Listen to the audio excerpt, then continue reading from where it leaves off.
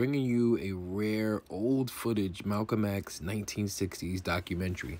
The footage is rare, the sound is horrible, but this is a part of history and everything should be absorbed. It was Otto. He rose to worldwide attention with the name Malcolm X. He died with the name El-Hajj Malik El-Shabazz. Personal political philosophy is black nationalism, which means that the black man should control the politics of his own community and control the politicians who are in his own community. My personal economic philosophy is also black nationalism, which means that the black man should have a hand in controlling the commanded so much attention as Malcolm X. He was one of the most electrifying speakers this country has ever produced. Some of the things he said worries and his adversaries.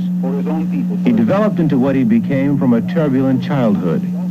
Born in Omaha, Nebraska, raised in Lansing, Michigan, the son of a Baptist preacher who followed Marcus Garvey and was brutally murdered in Malcolm's youth.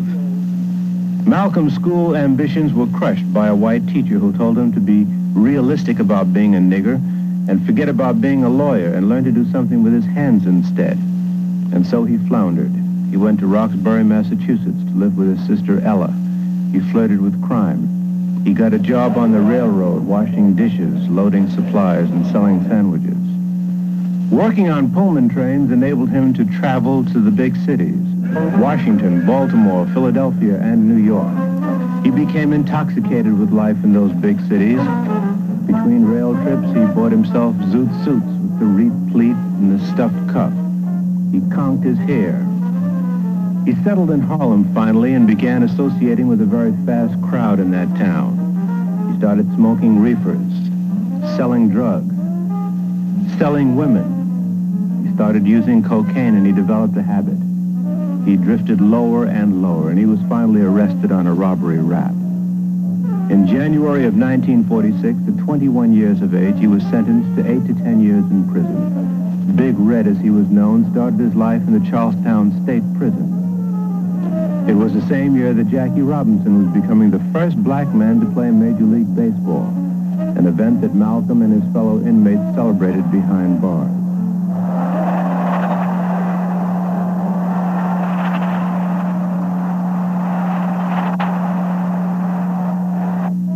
Malcolm was cold and belligerent in prison. He was soon dubbed Satan. Few would mess with him. But through the visits and letters of one of his brothers, he began to change.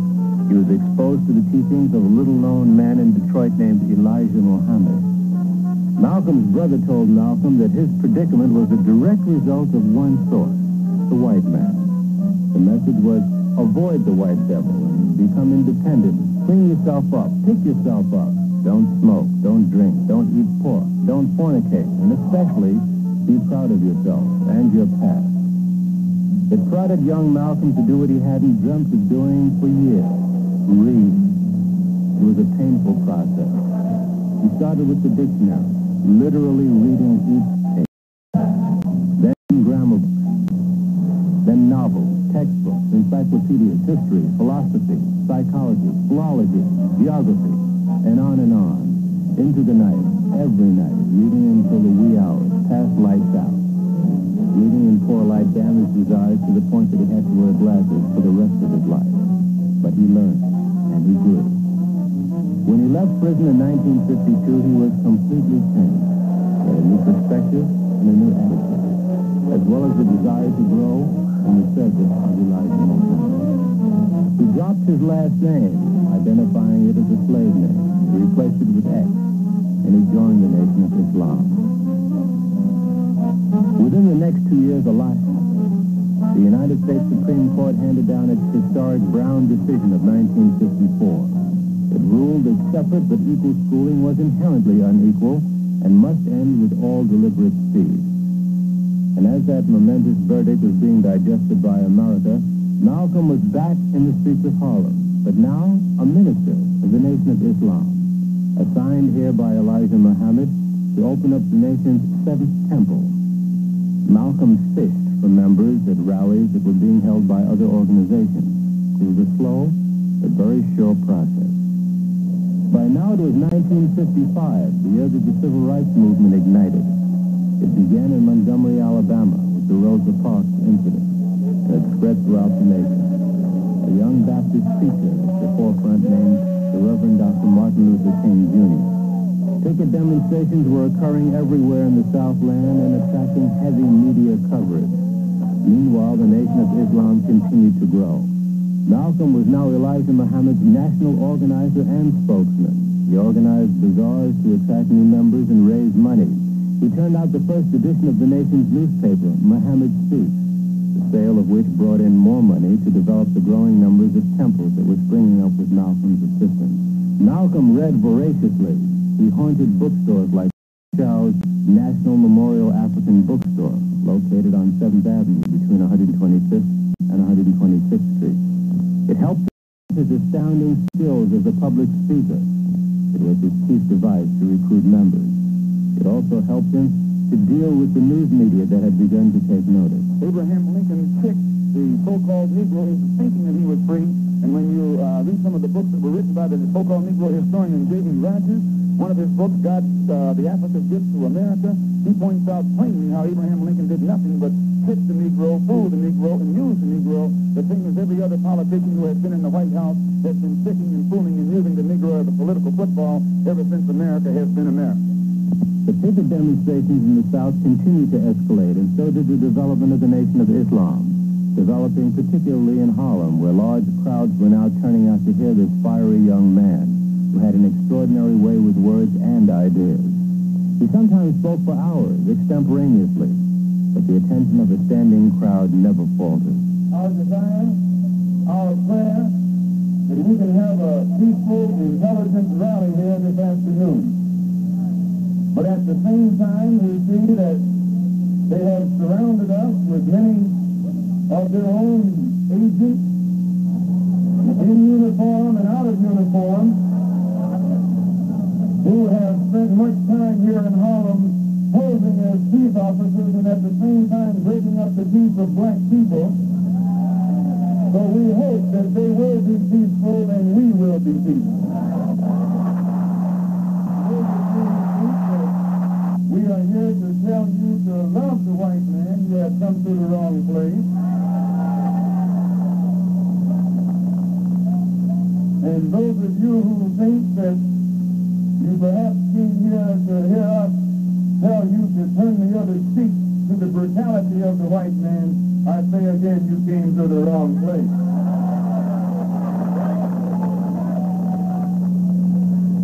But no matter what happens, we don't teach you to turn the other cheek. We don't teach you to turn the other cheek in the South, and we don't teach you to turn the other cheek in the North. We teach you to obey the law. We teach you to carry yourselves in a respectable way. But at the same time, we teach you that anyone who puts his hand on you, do your best to see that he doesn't put it on anybody else. We don't have any boats for airplanes bringing drugs into this country. The white man brings it in. The white man brings it to Harlem. The white man makes you a drug addict. The white man don't put you in jail when he catches you abusing drugs. Who is it that controls the prostitution in Harlem? It's the white man. Who controls the large sales of whiskey and wine? It's the white man. You don't have any distillery. You don't own Finley. You don't own Earl Overholt or Sigmund. You don't put the seal on that bottle of whiskey. It's the white man. Who gives you the deck of cards and the dice that you use to gamble with? It's the white man. And after you sell them to you, he takes you with him and puts you in jail for using them. We're trapped in a vicious cycle of poverty, of ignorance, of apathy, of disease, and of death. And they have these old Uncle Tom Negro leaders coming to Harlem telling you and me that times are getting better. Your times will never get better until you make them better. And there's the same thing that goes on right here in Harlem. They will let a prostitute die as long as she come back to them later on. They encourage her to be a prostitute. They take bribes from her for being a prostitute. And they'll take it in cash or they'll take it in free. Well, we're here to tell them they have to come to a stop. Anytime you find any white man taking advantage of your woman, disrespecting her, you're within your right to do the same thing to him that he's been doing to you.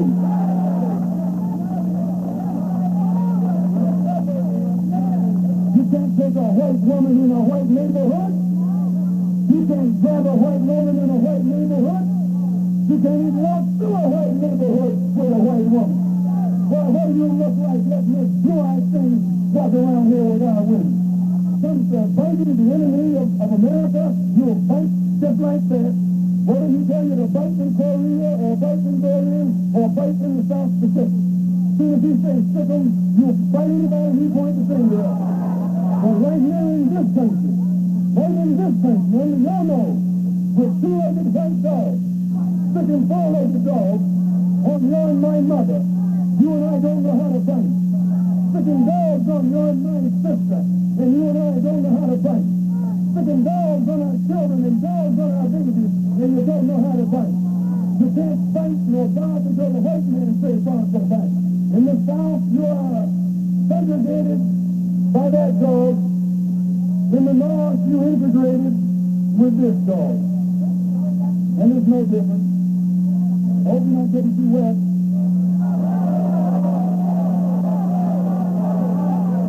Yeah, the dog is their best friend. The dog is their closest relative. They got the same kind of hair, the same kind of skin, and the same kind of smell. Oh, yeah.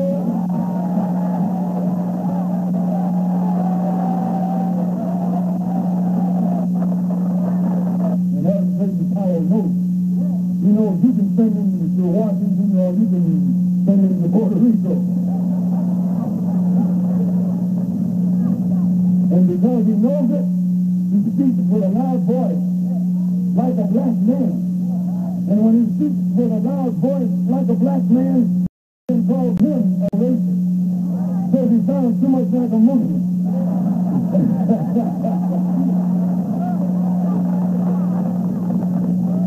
Simply because he's trying to tell the white man where it's at. When the Honorable Elijah Muhammad finishes opening your and my eyes and making it possible for us to see this white man like he really is, we don't have to worry about us integrating with him. We don't want to be around that old pale thing.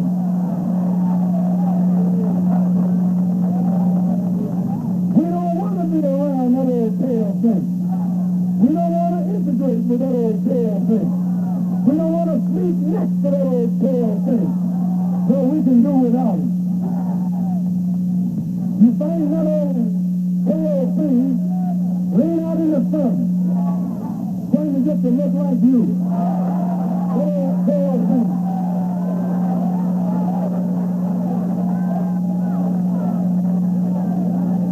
You find him using man pain, trying to look like you. That old pale thing. That old sickly looking thing. And today we see him like he is. There was a time when we used to drool in the mouth over white people. We thought they were pretty because we were blind. We were dumb. We couldn't see them as they are. But since the Honorable Elijah Muhammad had come and brought us the religion of Islam, which has cleaned us up and made us so we can see for ourselves, now we can see that old pale thing to look exactly as he looks. Nothing but an old pale thing. The news media found Malcolm both frightening and irresistible. He was hit with a constant stream of questions from every quarter on most any subject involving race. He was pitted in several broadcast debates with black leaders and whites. Some white reporters, however, learned from listening to Malcolm. This is one of the things that always took me about Malcolm, is how fundamentally American he was in his outlook and his aspirations, despite his basic quarrel with American society. Because after all, what is his quarrel with American society? His quarrel with American society was the fact that the black man had been excluded from his rightful place. And You know, there were a lot of small things about Malcolm that were so American, and this is something that the white man didn't understand. And after all he was asking for was a piece of action for the black man. And the black man to be treated as human beings. And not as a cipher. And this, of course, is what this country is supposed to be all about.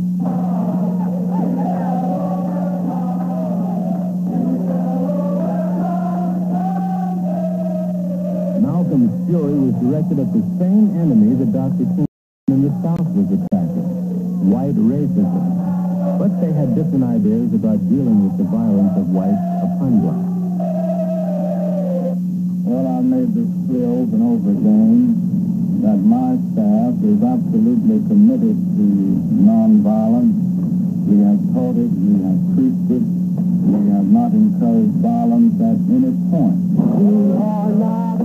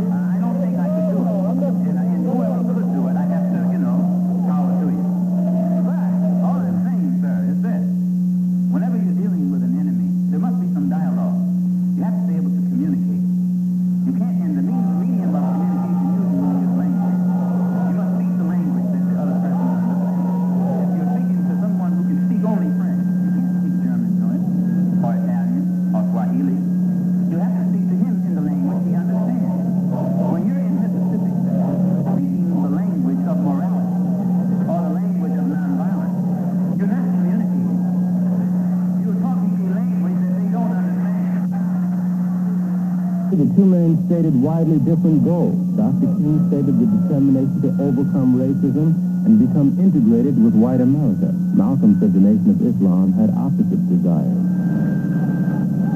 We have no desire to integrate with a race of people who are true enough to stick dogs on women, children, and babies.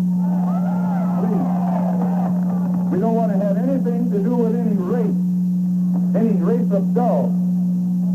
Two-legged dogs that will stick four-legged dogs on innocent, harmless women, children, and babies. Mass media had by now labeled the Nation of Islam the Black Muslims. When John F. Kennedy became president in 1960, Malcolm had attained national stature. Everywhere the Muslims went, the police were sure to go, with reporters not far behind. They called whites devils. They said they wanted to separate from them and be independent. The Muslims openly admitted that many of their number were rehabilitated criminals and drug addicts. All of this made them most intimidating. And yet they were peaceful and law-abiding, taking special pains to be courteous to police. But several police agencies were watching the Muslims closely. The U.S. Justice Department also had them under surveillance. Attorney General Robert F. Kennedy admitted it. Well, I would say generally throughout the country, because of the pronouncements of some of their leaders, it's a matter that we are watching for any violation of the law, of the federal law. It's a matter that is being watched at the time of the Department of Justice. In January of 1963, a few Muslims were arrested while selling newspapers and charged with brutality against police. Malcolm led a quiet vigil outside the Manhattan Criminal Court building at 110 Center Street, and he reiterated his position to the press on their right to self-defense, especially in these violent times. It's not a case of taking militant action against the police department. As I said earlier, we obey the law. We respect the law more than many of the police officers do. As Mr. Muhammad has reformed more lawbreakers, he has rehabilitated more Negroes with criminal tendencies than the police department itself has. And the Muslims in Harlem have done more to bring about respect of law and order than the police department in Harlem has. And I've had police officials in New York City at the top level admit this. So it's not a case of taking militant action against any police. It's a case of letting the police and anyone else who's involved know that we are human beings, we are men, and we will stand like men and defend ourselves like men. I understand that you were riding next to the president's car when the assassination happened. You did not see the personal car, did you not? No, sir. It was back over my right shoulder. In the wake of the tragedy, Malcolm was among the many national figures who were sought after for reactions to the assassination. Malcolm said it was a case of the chickens coming home to roost.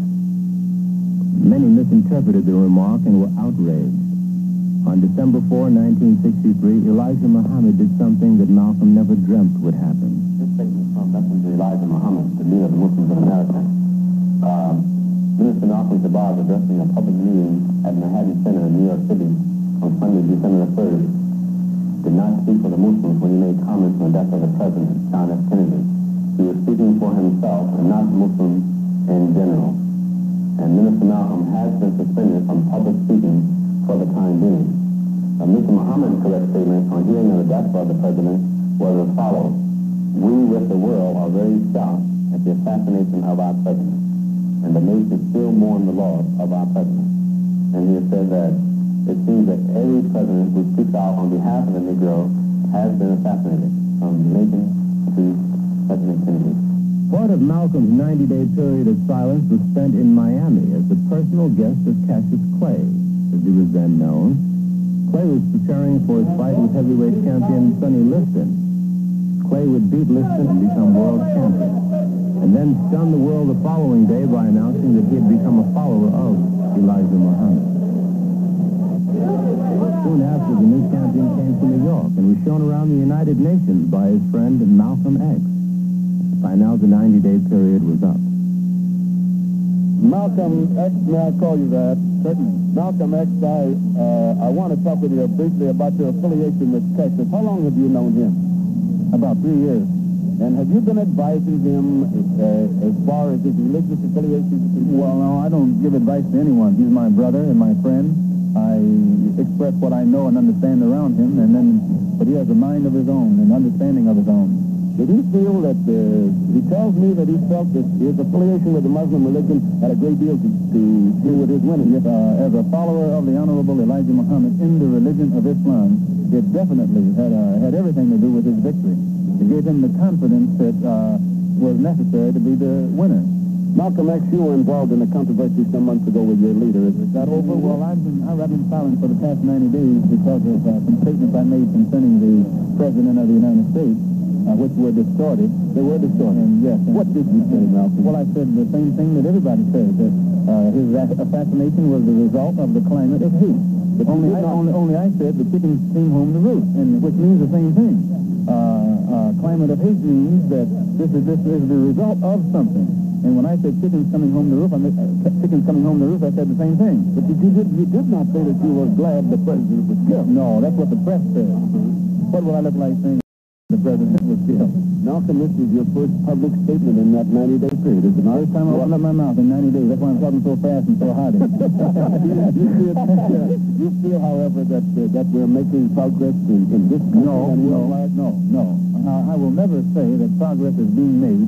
If you stick a knife in my back 9 inches and pull it out 6 inches, there's no progress. If you pull it all the way out, that's not progress. The progress is healing the wound that the blow made. And they haven't even begun to pull the knife out, much less try and heal the wound. They won't even admit the knife is there. Do you have any prediction you'd like to make? No. When we'll solve this? Cassius makes all the predictions. But there was no word from Chicago, Malcolm said. Everything I know, the days wore on, Malcolm came to a momentous decision. During the 90 days that I've been silent, I have come to the conclusion that I can best help spread the solution and the diagnosis that the Honorable Elijah Muhammad gives of the so-called Negro problem in this country by continuing to remain out of the Nation of Islam and working on my own without restriction in the way that I think I best know how. Soon after Malcolm went to Africa, he saw the validity of the teachings of the late Marcus Garvey. Marcus Garvey taught the value in relating to one's land of origin. We didn't want anybody to tell us anything about Africa, much less call us an African. And in hating Africa and hating the African, we ended up even hating ourselves without even realizing it. The Because you can't hate the roots of a tree and not hate the tree. You can't hate your origin and not end up hating yourself.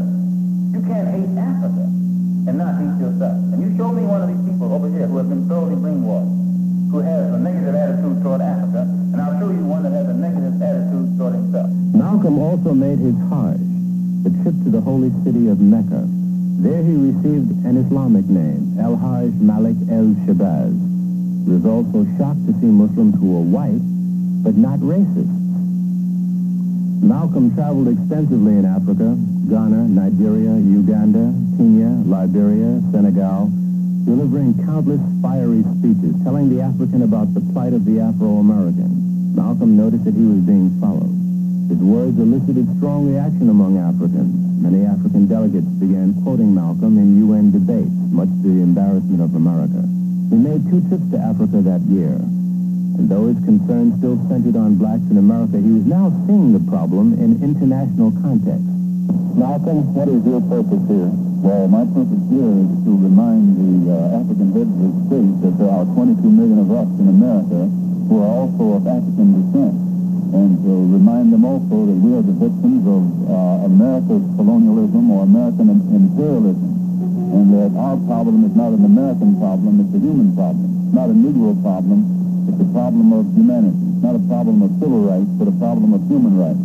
And what do you hope for from this conference? Well, we hope to bring pressure upon them, or rather we hope to impress upon them the importance of their bringing pressure and upon the United States to take some meaningful effort to solve our problem in America. We want them to help us get our problem before the United Nations and charge America with violating our human rights, in the same way that South Africa is charged with violating the human rights of our people in that area. And what sort of reaction have you been getting from the African leaders? Well, I've gotten a good reaction, a very sympathetic reaction, and an understanding reaction. Many of them have been misinformed by the American government into thinking that black people in America don't identify with Africa, and therefore they've restrained themselves from voicing their interest in our problem.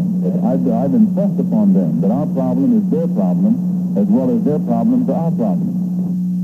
When he returned, he found that the news that he had a new perspective had beaten him back home, and the press was waiting for him to explain. When I was on the pilgrimage, I had close contact with Muslims whose skin would in America be classified as white, and with Muslims who themselves would be classified as white in America. But these particular Muslims didn't call themselves white. They looked upon themselves as human beings, as part of the human family, and therefore they looked upon all other segments of the human family as part of that same family. Now, they had a different look, or a different air, or a different attitude than that which is reflected in the attitude of the man in America who calls himself white. So I said that if Islam had done that for them, perhaps if the white man in America would study Islam, perhaps they could do the same thing for him. But Malcolm's split with the Nation of Islam was causing more and more problems.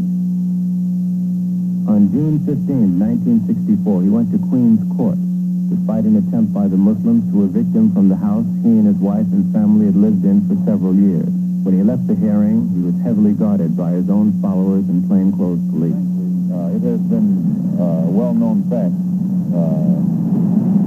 though only in the form of rumor, that there is a deal of apprehension at my being out of the black Muslim movement on the part of the black Muslims themselves.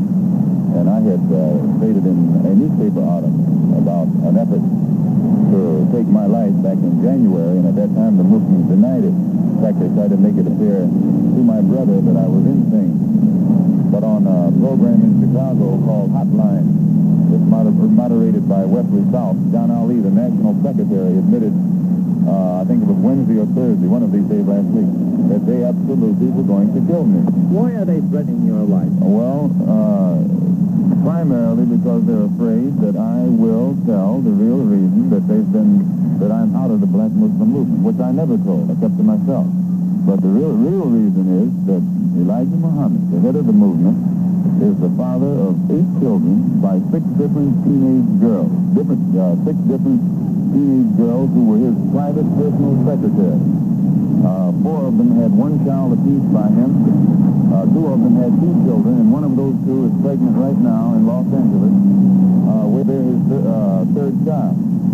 And the one who first made me aware of this was Wallace Muhammad, Mr. Muhammad's son.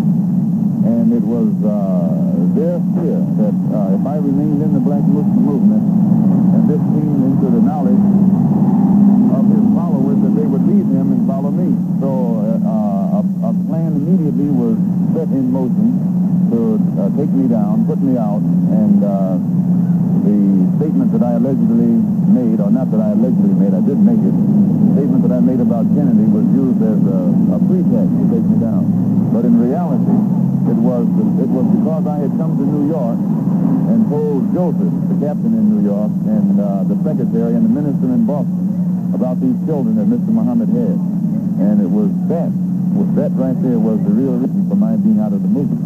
What steps will you take to protect yourself from this threat? I take no steps. I have a rifle. If anybody comes to my house without a good reason, I intend to try and use it, and that's all. A few days later, Congress passed the Civil Rights Bill barring discrimination in education. Malcolm had this reaction in the schoolyard of IS 201 in Harlem. I'm going to use to prove that you can use new legislation and change the conditions that our people face in the South. So instead of legislation, in my opinion, it takes education. The whites have to be re-educated so that the racism that they have in their hearts can be eliminated, and our people have to be re-educated so that we will know how to do something for ourselves instead of waiting for others to do it for us all the time. Well, how will that re-education be brought about? Well, just as in World War II, this country could use its news media to propagandize and make the whole American public love the Germans and the Japanese, rather love the Russians and the Chinese and hate the Germans and the Japanese. And then after the war, they changed it and made the American public love the Germans and love the Japanese, hate the Russians and hate the Chinese, which shows that they can make the American public love whom they will and hate whom they will. And that same process can be used to re-educate the American public and show white people how to love black people and show black people how to do something to stand on our own feet and solve our own problems. The black man doesn't have to be taught to love the white man. The white man has to be taught to love the black man. At least, do you think the Civil Rights Bill, when it's passed, is a sign of better times for Negroes in this country? No. As I said before, the legislation won't solve our problem. New York City has all of the laws. It has FEPC. And still there's job discrimination in this city. Laws doesn't solve, that type of law hasn't solved the problem. And it's the same with education. It's the same with the segregated educational system. It exists here the same as it exists in the South. Now, the law here is on the side of an integrated school system, but you still don't have an integrated school system. What do you think of Senator Goldwater's stand on the Civil Rights Bill? Well, he's probably being more honest than the other politicians are. Even though his stand is the wrong stand, and it's an unjust stand, still he's being more honest than the other white politicians are. I don't think that in his heart, Lyndon B. Johnson's stand is any different from Goldwater's stand. Lyndon B. Johnson is taking a stand that is for political expediency. And it's the same with all of the so-called liberal element. It's political expediency, politics. As the winter of 1964 began, Malcolm kept up a brutal pace, speaking at scores of colleges, traveling from state to state, and developing his 2 organizations at the same time. Outside Barnard College, en route to making a speech, he was asked about the Muslims. He says there are probably less than 7,000 members now in the Muslim. Well, it has fallen apart. No, thank you. It has fallen apart. And dissatisfied black Americans are now free to participate into the full swing of the struggle that's going on in this country, and I think it will be inclined to step up the tempo. Are they in your movement? Every movement. On February 4th, 1965, Malcolm came to Selma, Alabama, in the thick of Dr. King's voter registration drive. Dr. King had just received the Nobel Peace Prize in December, but he was arrested in this Marion County drive. Dr. King, the apostle of peace, would die violently in 4 years. Malcolm was invited to speak at Brown's Methodist Church in Selma by the Student Nonviolent Coordinating Committee. Mrs. Coretta King spoke and sat next to Malcolm at the dais. She said later that Malcolm told her that he wanted to work with, not against her husband. Then Malcolm addressed the audience. You have to read the history of slavery to understand this. There were two kinds of Negroes. There was that old house Negro and the field Negro. Also like her. And the house Negro always looked out for his master. When the field Negro got too much out of line, he held them back in check. He put them back on the plantation. Like people like me. Talking to the slaves. They didn't kill him. They sent some old Negro along behind him to undo what he said. Because he lived better than the field Negro. He ate better, he dressed better, and he lived in a better house. He lived better next to his master in the attic or the basement. He ate the same food his master ate and wore his same clothes. And he could talk just like his master. Good diction. And he loved his master more than his master loved himself. That's why he didn't want his master hurt. If the master got sick, he'd say, "What's the matter, boss? We sick?"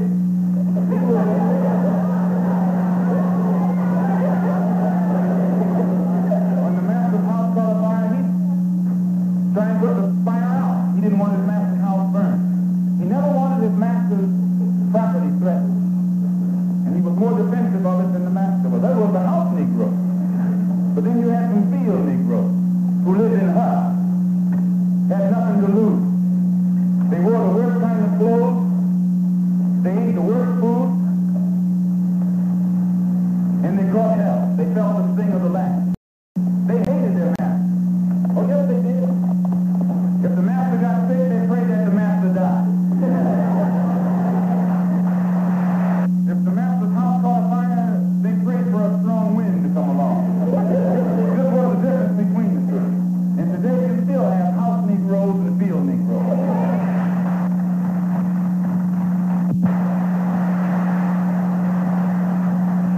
I'm a field Negro. If I can't live in the house as a human being, I'm praying for a wind to come along. If the master won't treat me right and he's sick, I'll tell the doctor to go in the other direction. But if all of us are going to live as human beings, as brothers, then I'm for a society of human beings that can practice brotherhood.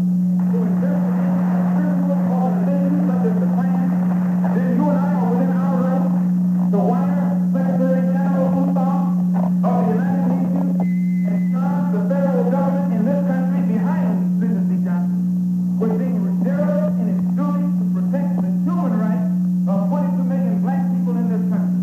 And in their failure to protect our human rights, they are violating the United Nations Charter, and they are not qualified to continue to sit in that international body and talk about what human rights should be done in other countries on this earth. But before I sit down, I want to thank you for listening to me. I hope I haven't put anybody on the spot. I'm not intending to try and stir you up and make you do something that you wouldn't have done anyway.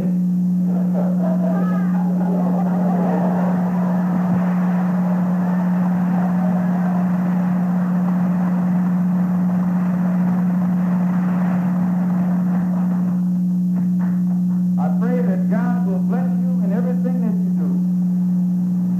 I pray that you will grow intellectually so that you can understand the problems of the world and where you fit into in that world picture. And I pray that all the fear that has ever been in your heart will be taken out. And when you look at that man, if you know he's nothing but a coward, you won't fear him. If he wasn't a coward, he wouldn't gang up on him. He wouldn't.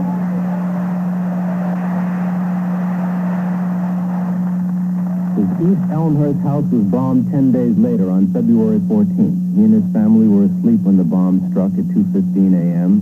Miraculously, they all got out of the house unharmed. No one was ever caught for the deed.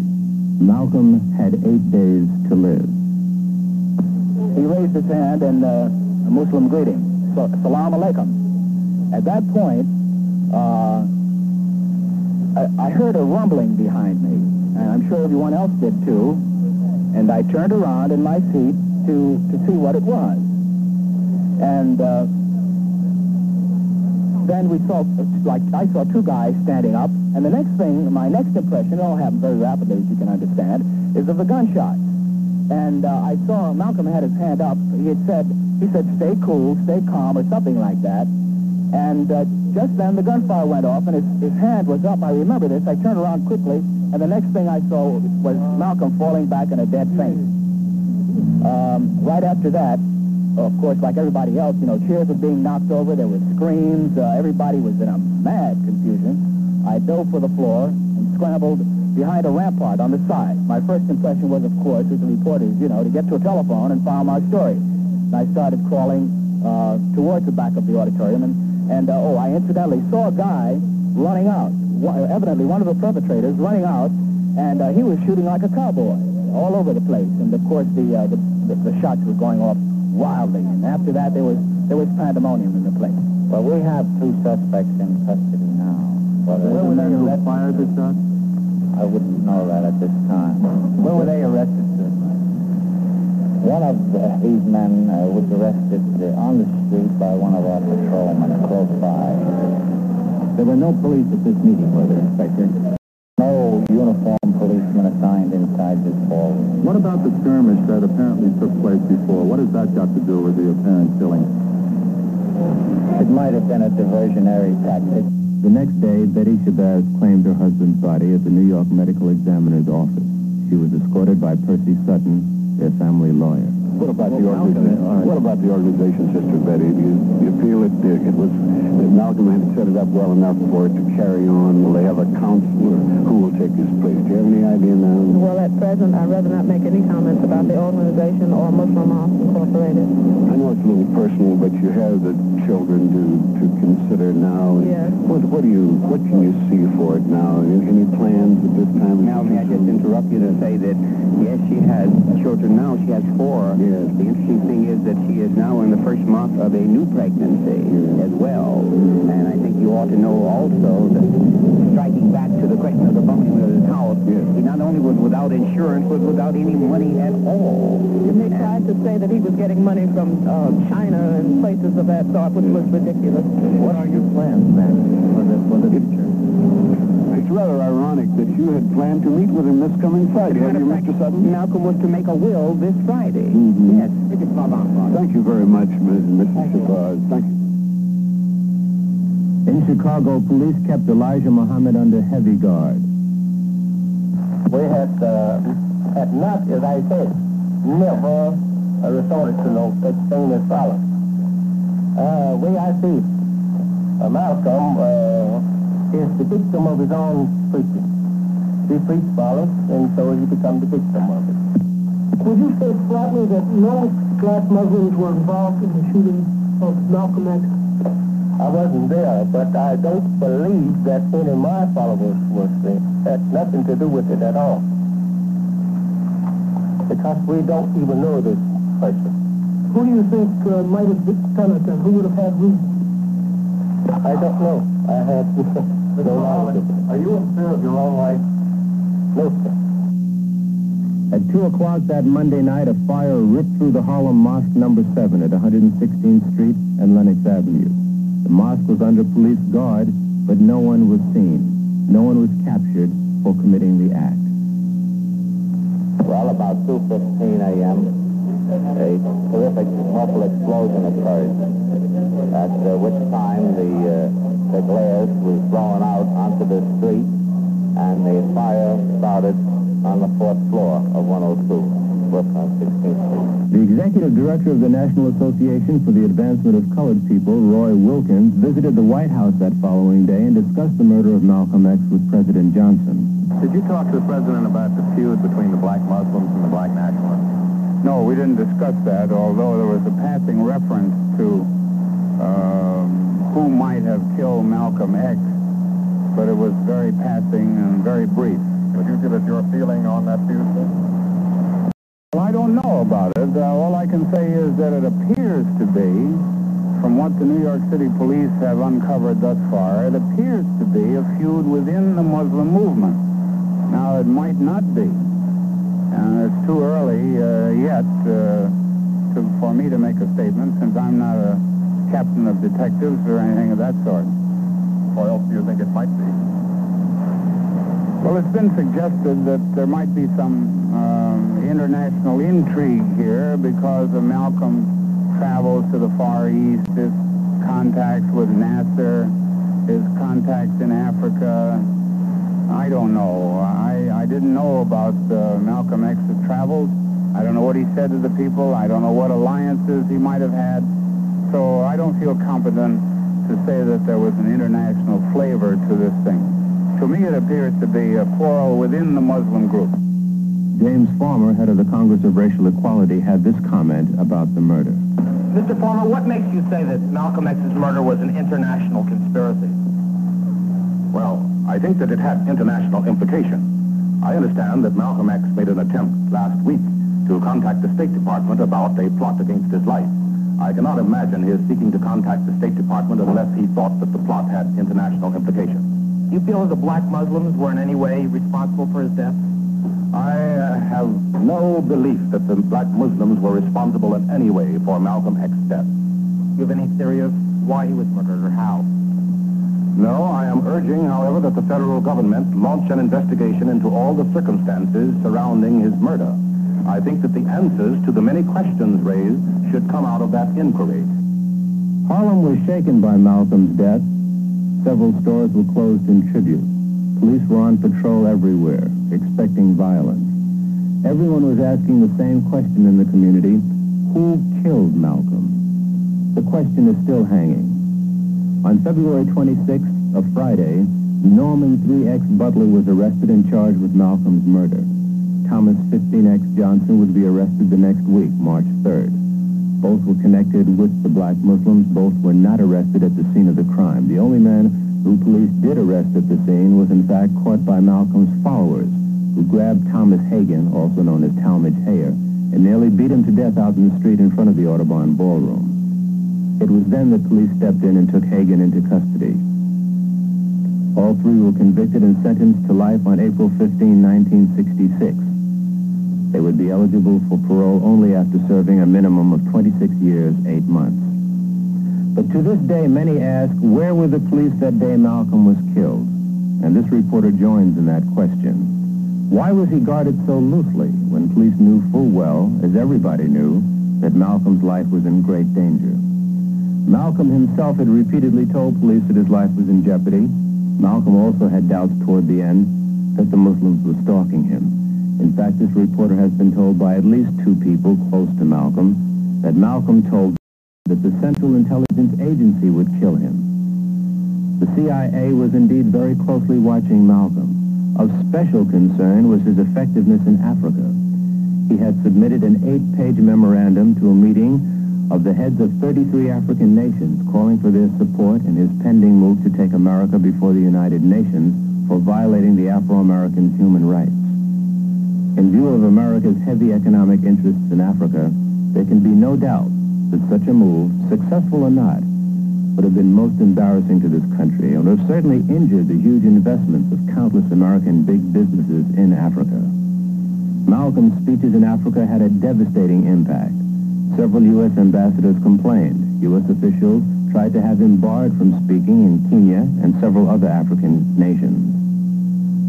And what of Malcolm's talks with King Faisal, the czar of the world's oil supply? How much influence did Malcolm's words have on what is happening today? In the interest of justice and truth, the following questions must be answered. Why was Malcolm almost fatally poisoned while he was in Africa? And who did it? Why was Malcolm forbidden entry to France? And what American influence was behind that? Who bombed Malcolm's house? And why has no one been caught? Why were police so lax, almost casual, in their actions that fateful day at the Audubon Ballroom? Eyewitnesses to the murder say that there were more than 3 assailants. Why haven't they been sought or caught? And who burned the mosque? Why hasn't anyone been caught for that deed? In view of disclosures recently of criminal actions by the United States government and the police, from the office of the President on down, nationally and internationally, it is not at the least unreasonable to demand answers to these questions. At 20 minutes after 9, Saturday morning, February 27th, the Faith Temple of God in Christ on Amsterdam Avenue and 150th Street opened its doors for the funeral of El-Hajj Malik El-Shabazz. Relatively few of the 6,000 persons who were estimated there could get into the church. Ossie Davis, a friend of Malcolm's, delivered the eulogy. Here, at this final hour, in this quiet place, Harlem has come to bid farewell to one of its brightest hopes, extinguished now and gone from us forever. For Harlem is where he worked and where he struggled and fought. There are those who will consider it their duty as friends of the Negro people to tell us to revile him, to flee even from the presence of his memory, to save ourselves by writing him out of the history of our turbulent times. Many will ask what Harlem finds to honor in this stormy, controversial, and bold young captain. And we will smile. Many will say, turn away from this man, for he is not a man, but a demon, a monster, a subverter, and an enemy of the black man. And we will smile. They will say that he is of hate, a fanatic, a racist, who can only bring evil to the cause for which you struggle. And we will answer and say unto them, did you ever talk to Brother Malcolm? Did you ever touch him or have him smile at you? Did you ever really listen to him? Did he ever do a mean thing? Was he ever himself associated with violence or any public disturbance? For if you did, you would know him. And if you knew him, you would know why we must honor him. Malcolm was our manhood, our living black manhood. This was his meaning to his people. And in honoring him, we honor the best in ourselves. However much we differed with him, or with each other about him and his value as a man, let his going from us serve only to bring us together now.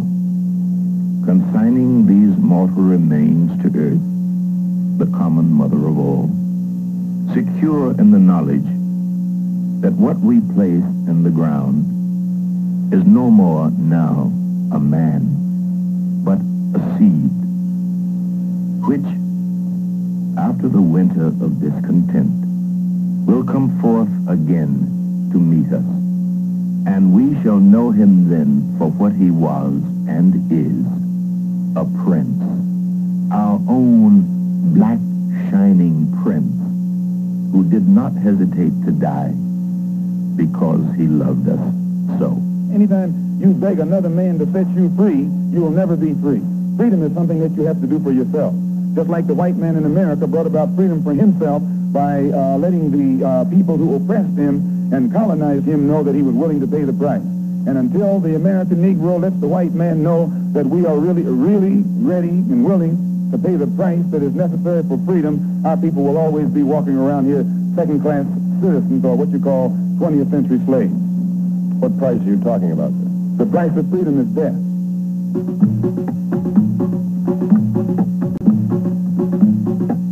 Shabazz Center co-chair Julio Peterson talking about Malcolm X, the human rights activist and civil rights leader who was assassinated at the Audubon Ballroom on Broadway in Washington Heights in 1965. It's now the site of the Malcolm X and Dr. Betty Shabazz Memorial and Educational Center.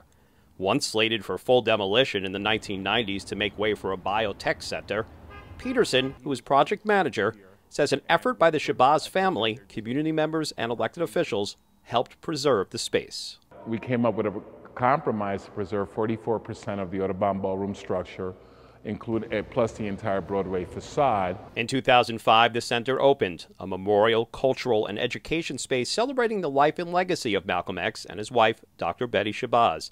who died tragically in 1997.